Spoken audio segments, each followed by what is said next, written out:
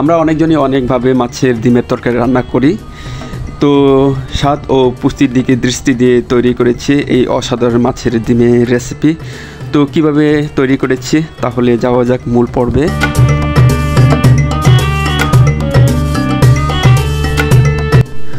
আজকে আমি আপনাদের সাথে শেয়ার করব কিভাবে সহজ নকশায় তৈরি করা হয় দারুণ একটি মাছের ডিমের রেসিপি, যা আপনার মুখের স্বাদ মাটিয়ে দেবে।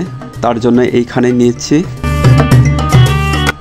রসুন কুচি আর কাঁচা মরিচগুলো কুচি কুচি করে কুচিয়ে নিলাম, পেঁয়াজ কুচি আর ধনিয়া পাতা, টমেটোগুলো কুচি কুচি করে কুচিয়ে নিলাম, সাথে মাছের ডিম। চুলায় পাতিলটা বসিয়ে দিলাম, পাতিল অলরেডি গরম হয়ে আসছে। এরপর তেল যোগ করে নেব।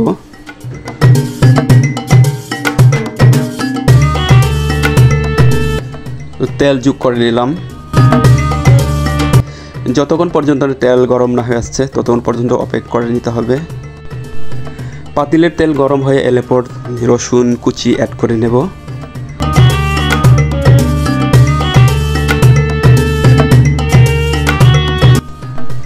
রসুনগুলো হালকা বাদামি কালার করে ভেজে নেব, যেন রসুনের ফ্যাকাশে গন্ধ বা রসুনের কাঁচা গন্ধ যেন না থাকে। রসুন হালকা বাদামি কালার হয়ে এলে পর এরপর পেঁয়াজগুলো অ্যাড করে কিছু সময়ের জন্য কষে নেব। তো পেঁয়াজ রসুনটাকে কিছু সময় নিয়ে কষে নিলাম। এরপর যোগ করে নেব স্বাদ মতো লবণ। চাইলে আপনি বাড়ি বা কমিয়ে নিতে পারেন আপনার মতো করে।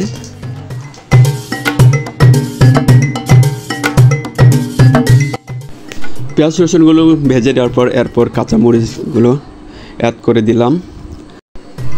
মরিচগুলো নেড়ে চেড়ে দেবো। নেড়ে চেড়ে দিয়ে কিছুক্ষণ ভেজে নিয়ে এরপর হলুদের গুঁড়া পরিমাণ মতো যোগ করে নেব। যোগ করে নিলাম জিরার গুঁড়া, এরপর হলুদ গুঁড়া,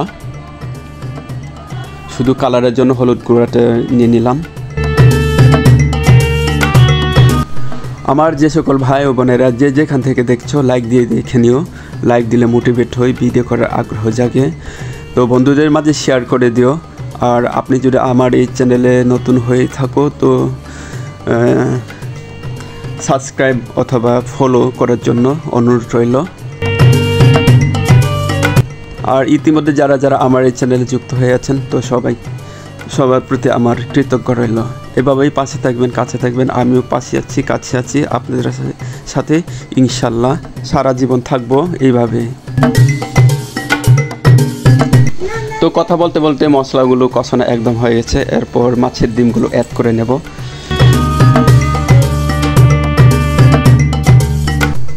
তো মাছের ডিমগুলো অনবরত কিছুক্ষণ নেড়ে ছেড়ে দেবো, যেন মশলার সাথে মাছের ডিমগুলো লেগে থাকে।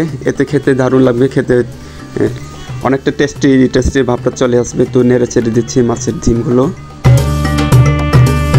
কিছুক্ষণ মাছের ডিমগুলো কষে নেব মশলার সাথে।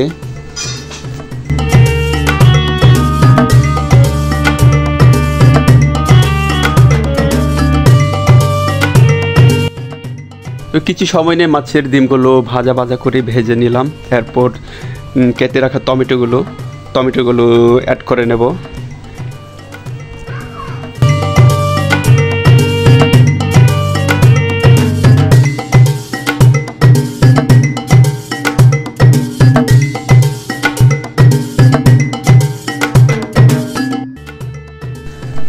তো মাছের ডিমটাকে অনেক সময় নিয়ে ভেজে নিচ্ছে।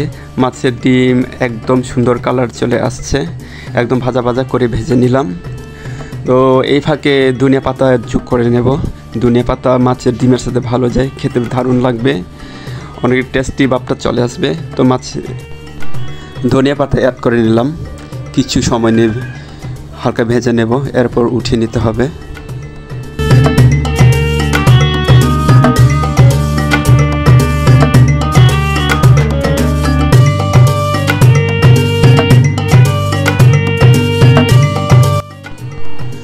তো বন্ধুরা, আজকের রেসিপি আমার একদম রেডি পরিবেশন করার জন্য।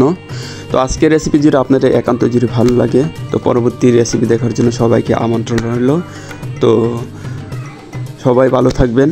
আজকে এই পর্যন্ত, আল্লাহ হাফেজ।